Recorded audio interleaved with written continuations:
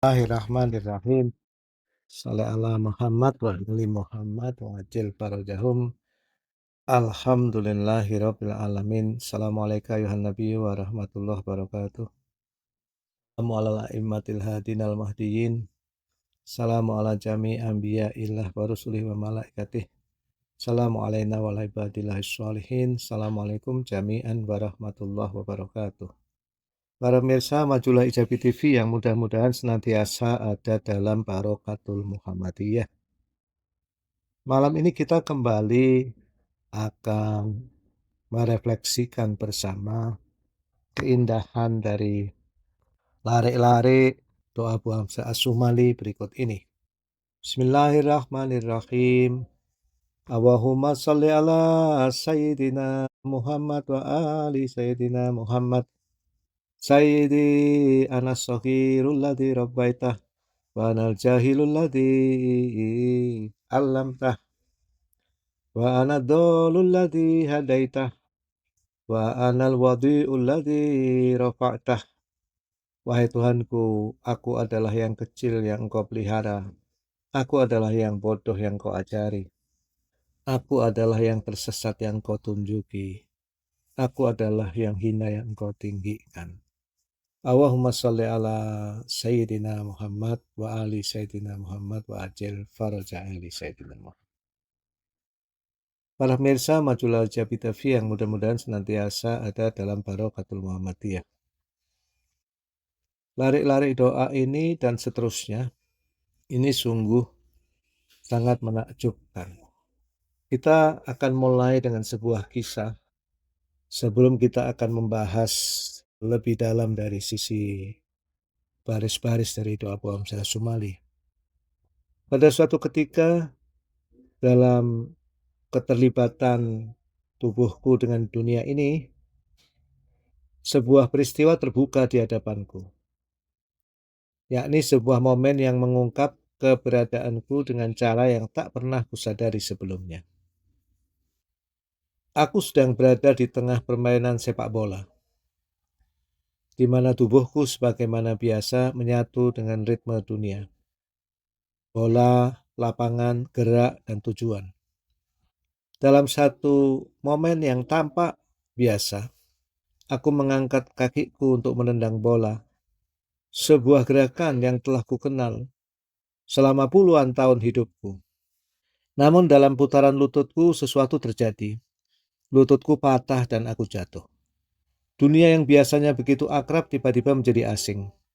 Aku terbaring di sana, di tanah dan kehendakku, yang selama ini selalu menjembatani niat dan tindakan, tiba-tiba kehilangan dayanya. Aku berusaha menahan momen ini, membiarkannya terbuka sebagaimana adanya. Aku coba bangkit, seperti yang selalu kulakukan selama puluhan tahun.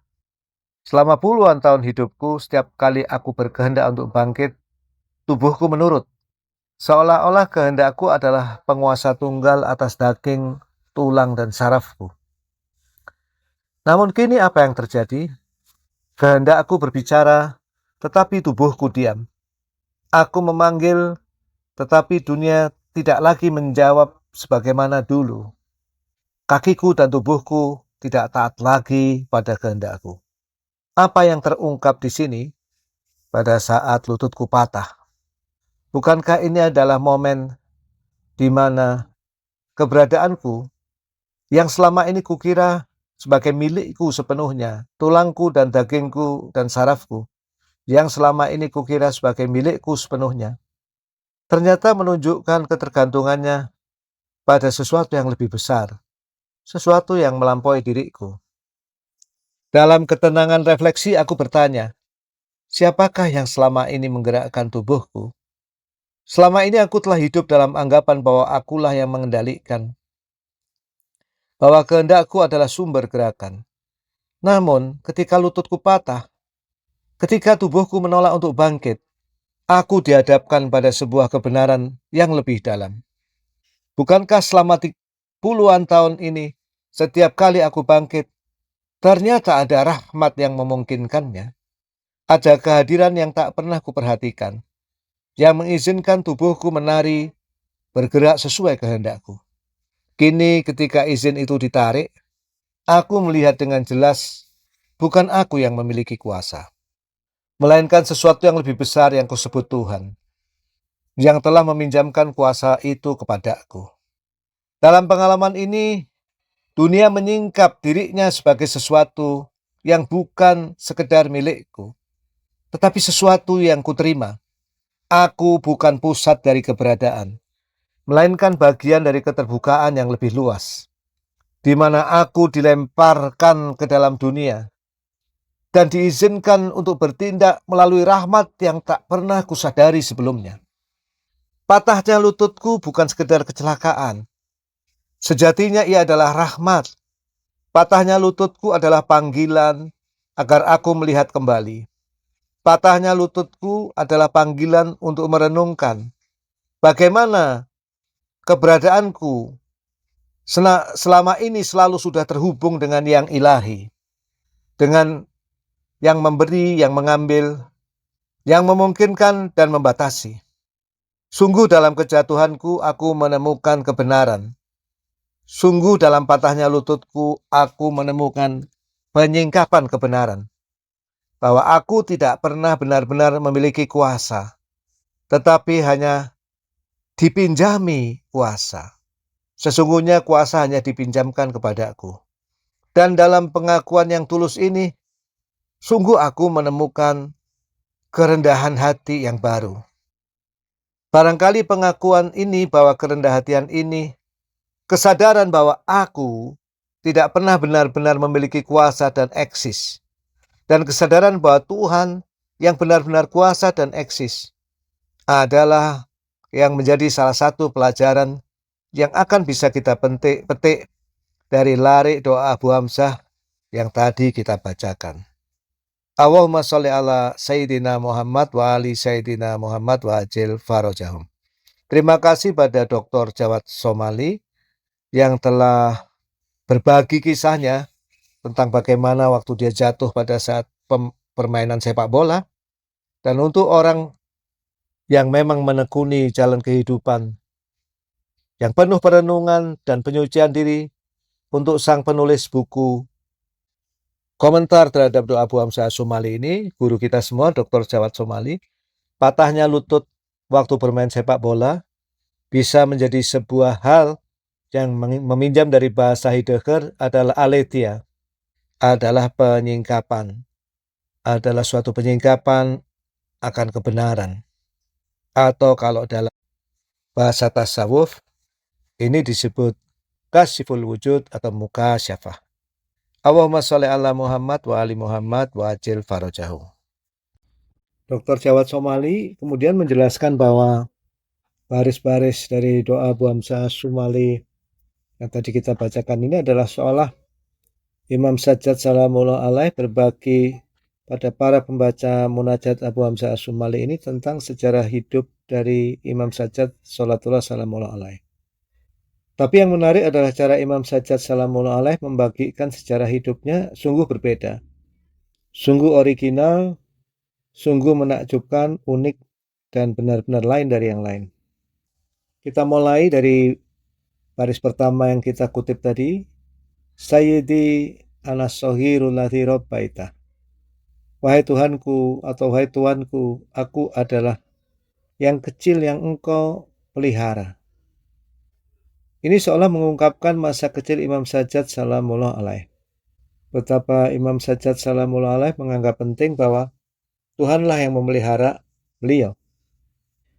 Bagi Imam Sajjad Salamullah alaih, tidak penting di mana beliau alaihi salam dibesarkan, juga faktor-faktor fisik seperti apa, atau kapan, dan lain-lain.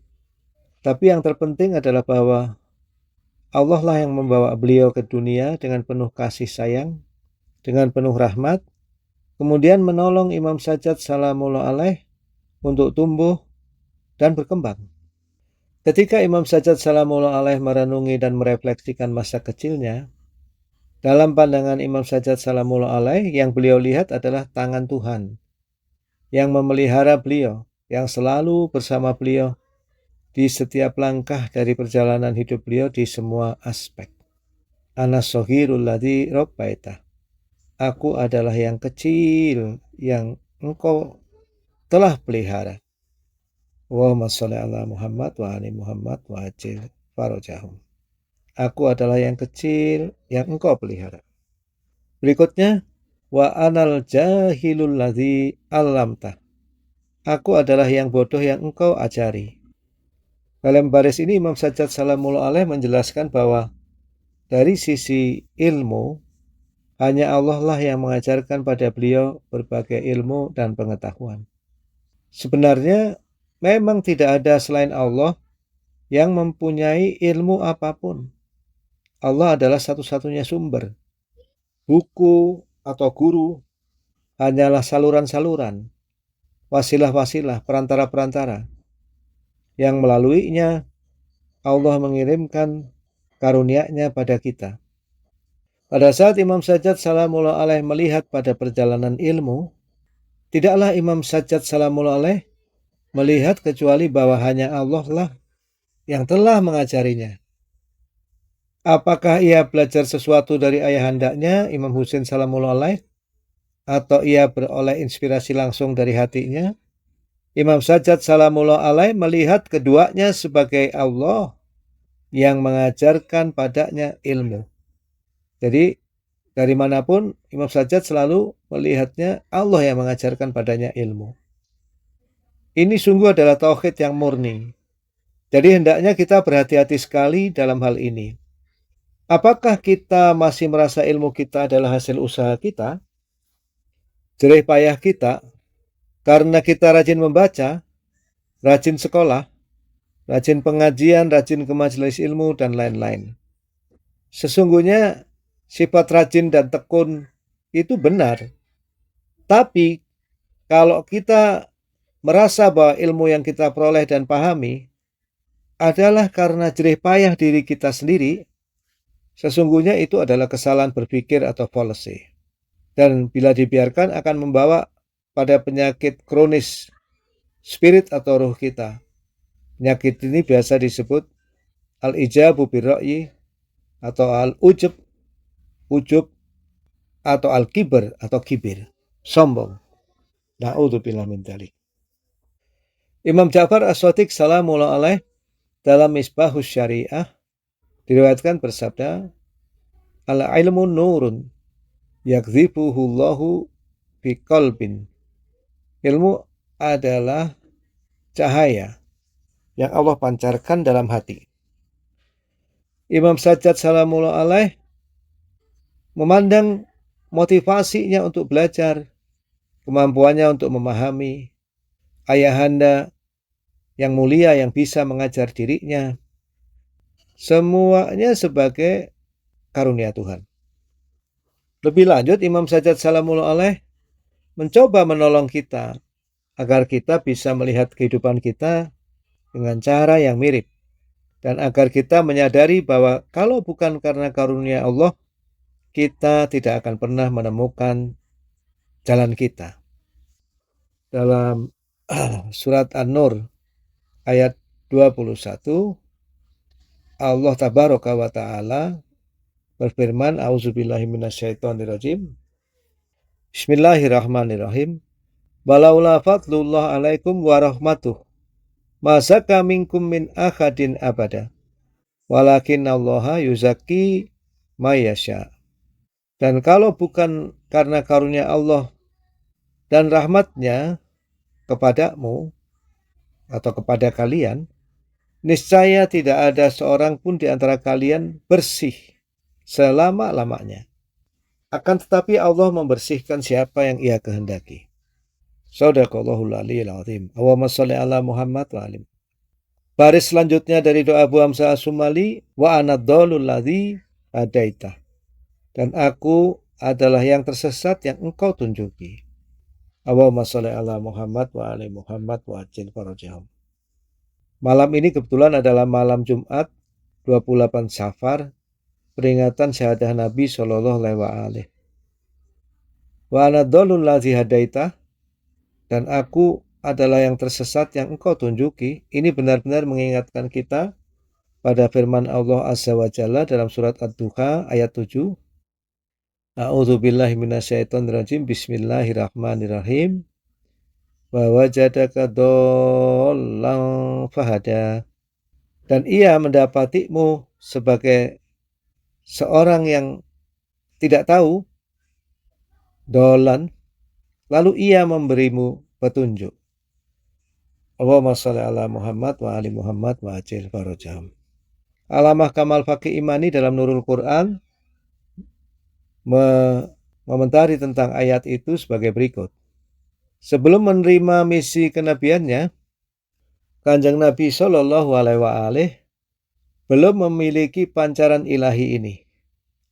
Allah kemudian membantu dan membimbingnya sebagaimana yang dinyatakan dalam surah Yusuf ayat 3. A'udzubillahi minasyaitonirrajim. Bismillahirrahmanirrahim. Nahnu nakussu 'alaika ahsanal qasasi bima auhayna ilaika hadzal Qur'an wa in kunta min qablihi laminal ghafilin. Kami menceritakan kepadamu. Mu-nya di sini menggunakan bentuk kedua tunggal, jadi maksudnya kepada Nabi Muhammad sallallahu alaihi ahsanal qasas, kisah yang paling baik dengan mewahyukan Al-Qur'an ini kepadamu. Sesungguhnya engkau sebelum itu termasuk orang-orang yang tidak mengetahui. Allahumma sholli ala Muhammad wa ali Muhammad. Shadaqallahul aliyil azim.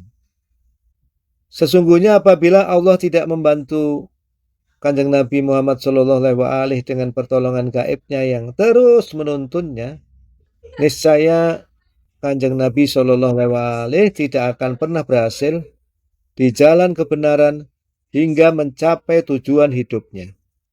Allahumma sholli ala Muhammad wa ali Muhammad. Oleh sebab itu istilah dolalat atau kesesatan di sini tidak berarti tidak adanya iman, tauhid, kesolehan atau kebajikan. Namun sebetulnya menurut Alamah Kamal Faqih Imani artinya adalah bahwa jadaka dolan bahada ini, dolan tuh di situ artinya tidak memahami rahasia-rahasia kenabian, hukum-hukum khusus Islam dan fakta-fakta tersembunyi lainnya. Allahumma sholli ala Muhammad wa ali Muhammad wa ajil farajahum. Sesungguhnya ada penafsiran lain dari wa wajadaka dolan bahada yang menurut saya sangat menyentuh hati. Ini masih dari tafsir Nurul Quran. Engkau pernah hilang beberapa kali, maksudnya Kanjeng Nabi Shallallahu Alaihi itu pernah hilang beberapa kali, yaitu suatu saat di lembah Mekah ketika engkau didukung oleh kakekmu Abdul Muthalib.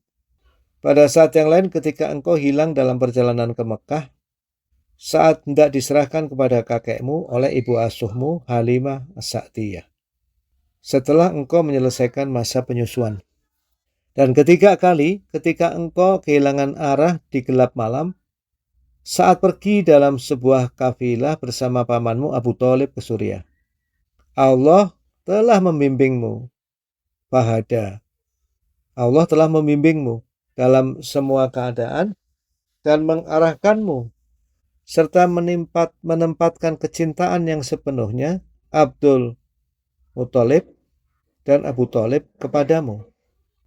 Jadi istilah dol ini memiliki beberapa pengertian. Hilang, tersesat atau bingung. Allahumma sholli ala Muhammad wa ali Muhammad. Menurut Al-Fakir, ditinjau dari pemahaman makom al-walayah, ayat wa wajadaka dolan bahada ini mengindikasikan makom al-walayah yang sangat tinggi dari Kanjeng Nabi Shallallahu Alaihi Wasallam. Yakni bahwa Allah menggantikan keterbatasan karakter alamiah natural dari Kanjeng Nabi Shallallahu Alaihi Wasallam, menghapuskannya dan sebagai ganti ia karuniakan ilmunya. Ia pancarkan Quran pada hati Nabi Shallallahu Alaihi Wasallam. Nabi Shallallahu Alaihi Wasallam yang selalu terus-menerus dalam rangkulan cahaya Allah, cahaya petunjuk Allah atau cahaya Al-Hadi, sesungguhnya adalah wali kaum mukminin.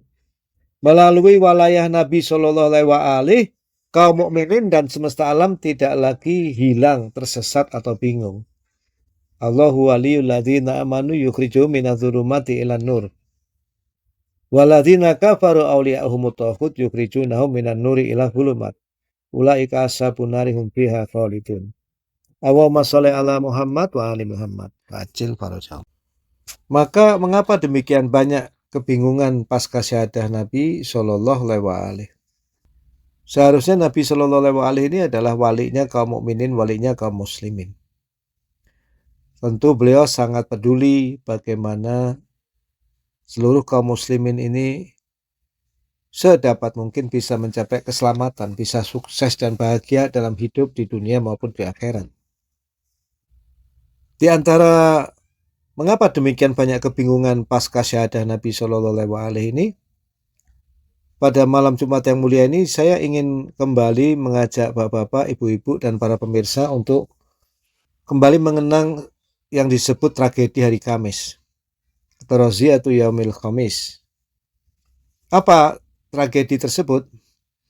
Pada saat itu hari Kamis sekitar 25 Safar pada tahun 11 Hijriah atau 632 Masehi, kira-kira 3 hari sebelum Kanjeng Nabi Shallallahu alaihi wasallam wafat.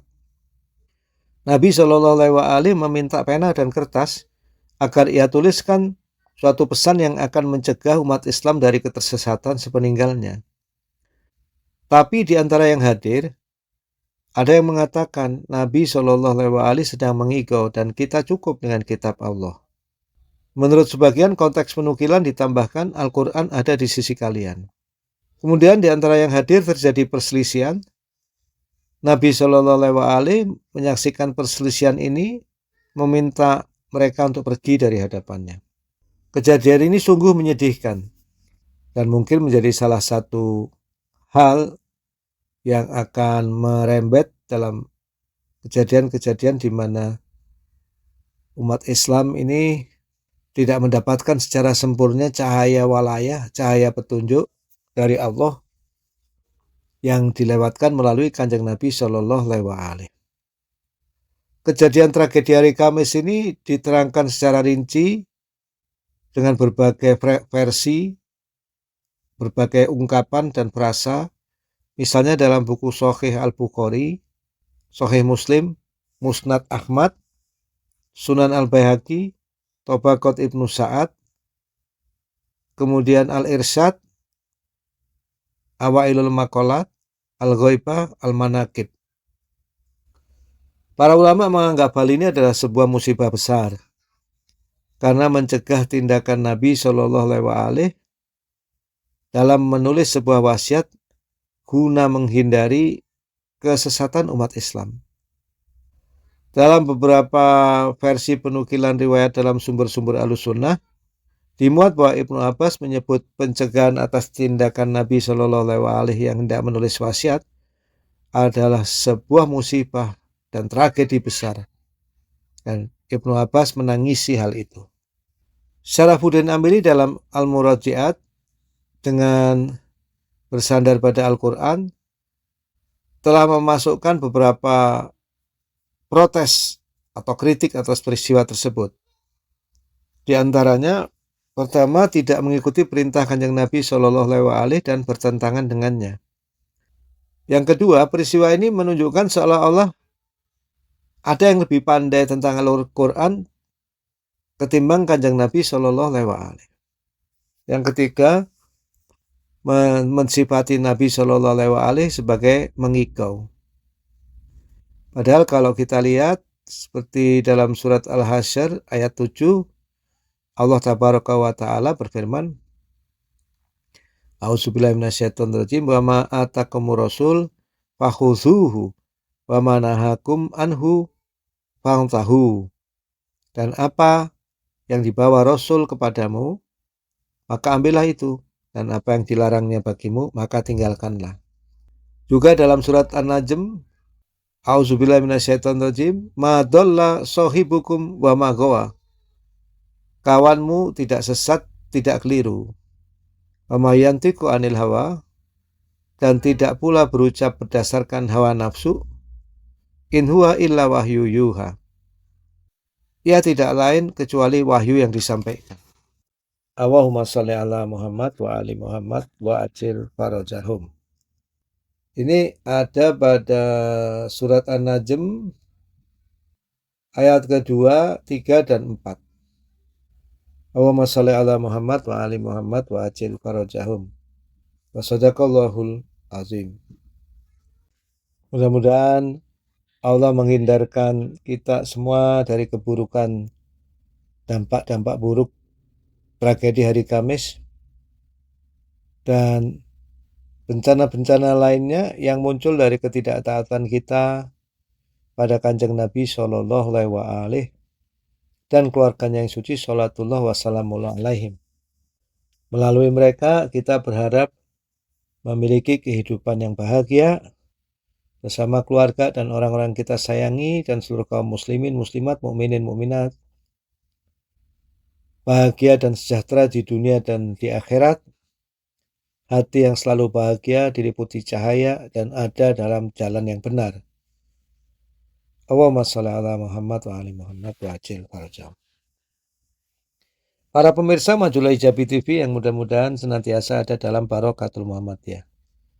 Mengapa demikian sulit mengucapkan dari lubuk hati yang terdalam? Aku adalah yang bodoh yang engkau ajari. Aku adalah yang sesat yang engkau beri petunjuk, dan seterusnya.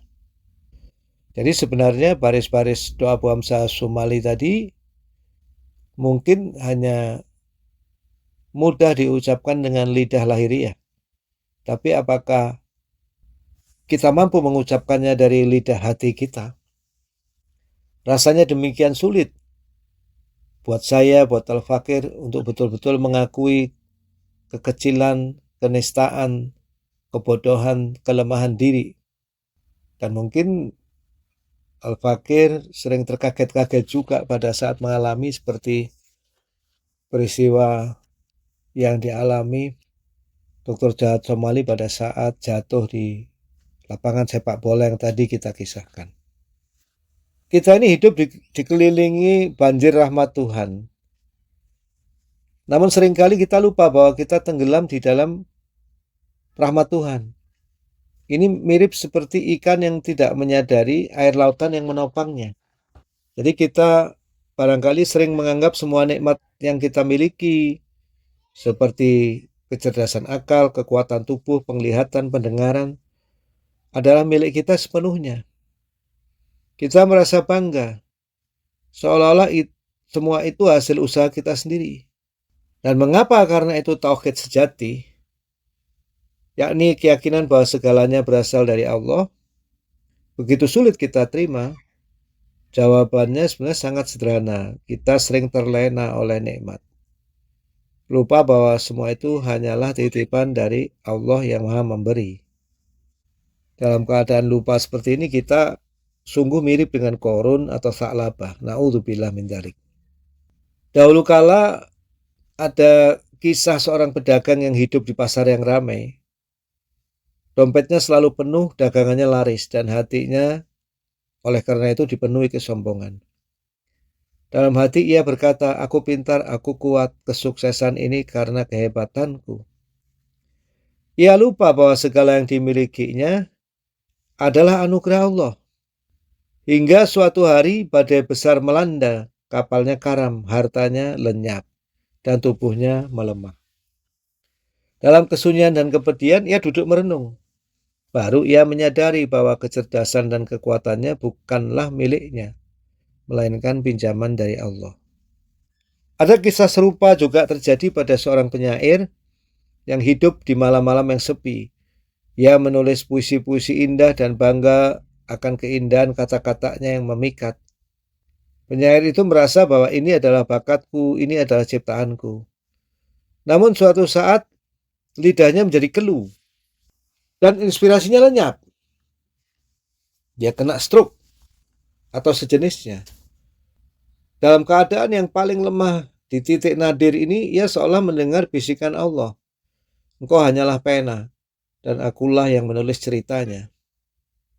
Dari situ sang penyair belajar bahwa bakat dan ilham inspirasinya dalam menciptakan puisi ini sebenarnya hanyalah rahmat Tuhan, hanyalah titipan.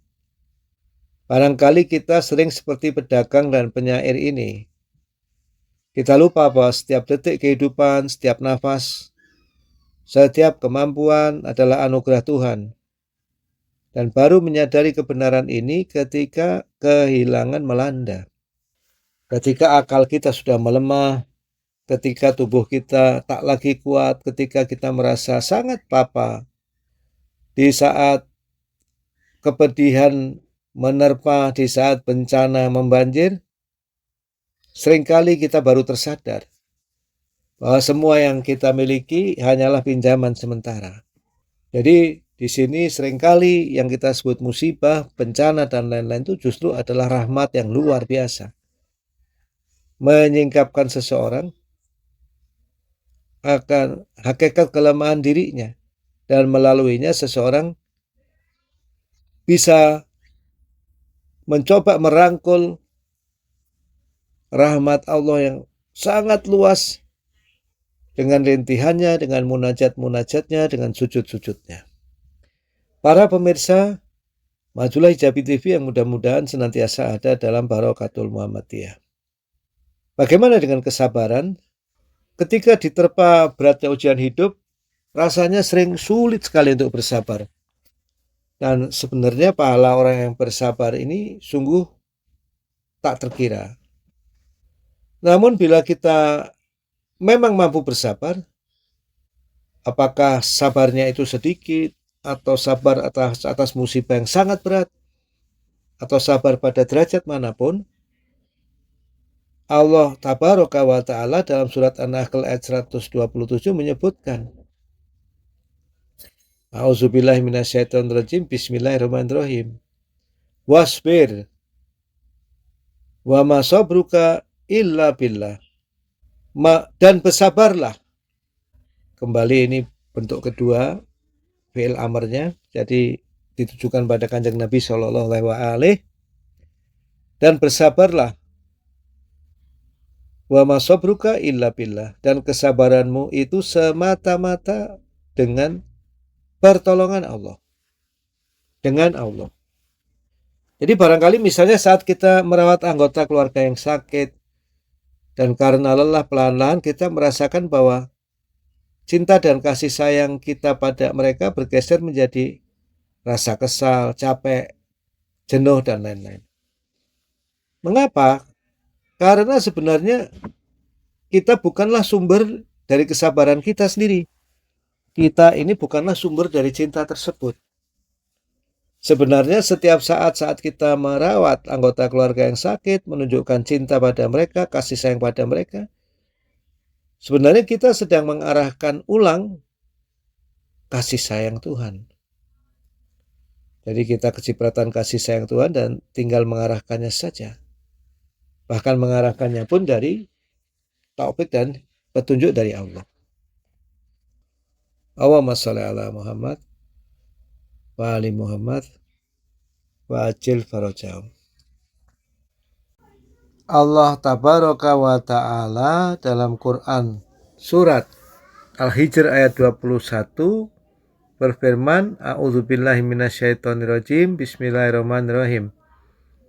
Wa min syai'in illa indana khazainuh wa ma nunazziluhu illa biqadarim ma'lum.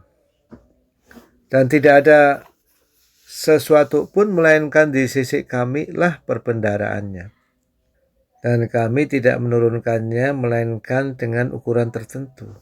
Termasuk diantaranya kasih sayang kita misalnya yang dianugerahkan Allah, kasih sayang dalam hati kita ketika merawat anggota keluarga yang sakit, atau kasih sayang seorang ibu kepada anaknya, atau kasih sayang seorang anak kepada orang tuanya, atau seseorang kepada neneknya, kepada kakeknya.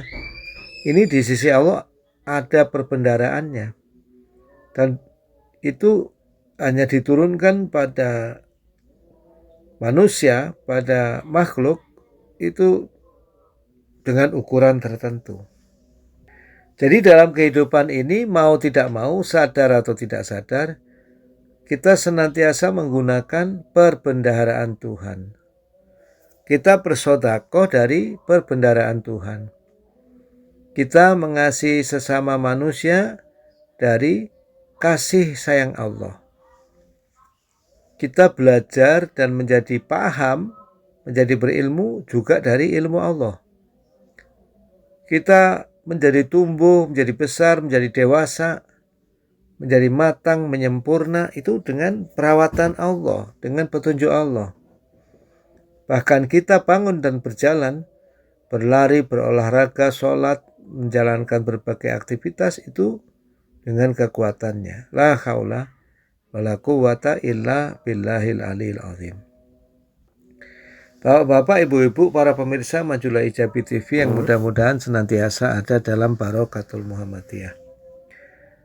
Imam Sajjad salamullah alaih dalam larik-larik doa Abu Hamzah As-Sumali yang tadi kita bacakan di awal mengajarkan pada kita bahwa tidak cukup bagi kita hanya mendengar dan sekedar percaya hal ini. Lebih dari itu, seharusnya kita memproyeksikan kalimat-kalimat itu dalam kehidupan kita. Yakni kita harus bisa melihat dan merasakannya langsung dalam kehidupan kita. Melalui menyadarinya saat demi saat dengan penuh mindfulness, dengan penuh perhatian, keawasan, dan rasa syukur dalam diri kita, seseorang perlahan-lahan akan mabuk dalam cinta Tuhan. Jadi kalau orang sudah betul-betul memahami larik-larik yang tadi kita bacakan, Sayyidi anas soghirul ladzi rabbaitah, anal jahilul ladzi allamtah, wa ana dhalul ladzi hadaitah, dan seterusnya, maka apa yang terjadi? Seolah seseorang atau seorang hamba pelan-pelan akan mabuk dalam cinta pada Allah. Dalam surat Al-Insan ayat 21, Allah Tabaraka wa Ta'ala berfirman, A'udzubillahi minasyaitonirrajim, Bismillahirrahmanirrahim. Wasaqahum rabbuhum syaraban thahura. Dan Tuhan memberikan kepada mereka minuman yang suci, dan Tuhan mereka memberi minuman pada mereka, minuman yang suci. Allahumma sholli ala Muhammad wa ali Muhammad. Para pemirsa Majulah Ijabi TV yang mudah-mudahan senantiasa ada dalam Barokatul Muhammadiyah. Sungguh baris-baris doa Abu Hamzah As-Sumali yang kita bahas hari ini mengajak kita melalui menyadari betul-betul kefakiran dan kebergantungan kita pada Allah dalam semua perkara, dalam semua kebaikan, untuk minum minuman suci Tuhan, yaitu minuman yang setelah meminumnya seorang hamba tidak akan ingat apapun kecuali tergila-gila dan jatuh cinta pada Tuhan yang Maha Pengasih. Hamba itu akan tertarik dalam jazbah min jazabatir rahman, satu tarikan dari tarikan-tarikan ar-rahmah. Allahumma sholli ala Sayyidina Muhammad wa ali Sayyidina Muhammad. Assalamualaikum ya Rasulullah. Assalamualaikum warahmatullahi wabarakatuh. Para pemirsa Majulah Ijabi TV yang mudah-mudahan senantiasa ada dalam Barokatul Muhammadiyah, mari kita kirimkan pahala dari seluruh majelis ini untuk semua orang yang kita cintai, terkhusus para nabi, para imam yang kita cintai, para wali, para wasi, juga seluruh ulama, guru-guru kita semua yang telah menyampaikan nikmat cinta pada Nabi dan keluarganya, sholawatullah alaihim ajmain pada kita, terkhusus pada Ustaz Jalal, yang insya Allah akan segera kita peringati juga hari ulang tahunnya pada Abu Jalal, Allah yarhamhuma, Ustadz Jalal beserta Bunda, Teh Feli, Said Husain Al-Habsyi, Said Sekaf Al-Jufri, Said Aib As-Sekaf, dan seluruh guru-guru kita yang lain, pula pada kedua orang tua kita, baik yang masih ada maupun yang telah meninggalkan kita, juga handai tolan kita, juga orang-orang kita sayangi, juga seluruh sahabat-sahabat pecinta Nabi dan keluarganya, sholawatullah alaihim, terkhusus yang baru-baru ini meninggalkan kita seperti Gus Den, anaknya Kang Agus Yulianto, Haidar, Bang Erwin, Sanjaya, dan semua teman-teman yang telah meninggalkan kita. Mudah-mudahan diluaskan kubur mereka semua dengan pahala majelis ini. Mudah-mudahan pahala majelis syahadah Nabi Sallallahu Alaihi Wasallam ini dikirimkan juga pada seluruh kaum muslimin dan mukminin yang sakit, mudah-mudahan beroleh sembuhan, yang punya hajat mudah-mudahan dikabulkan hajatnya, yang berhutang mudah-mudahan ditunaikan hutangnya, yang menderita mudah-mudahan diangkat deritanya. Lebih khusus lagi saudara-saudara kita yang tertindas di berbagai negeri, mudah-mudahan segera dibebaskan Allah dari penderitaannya. Al-Fatihah, tasbih wa salawat. Wa ma taufiqi illa billah, alaihi tawakkaltu wa ilaihi unib. Wassalamualaikum warahmatullahi wabarakatuh.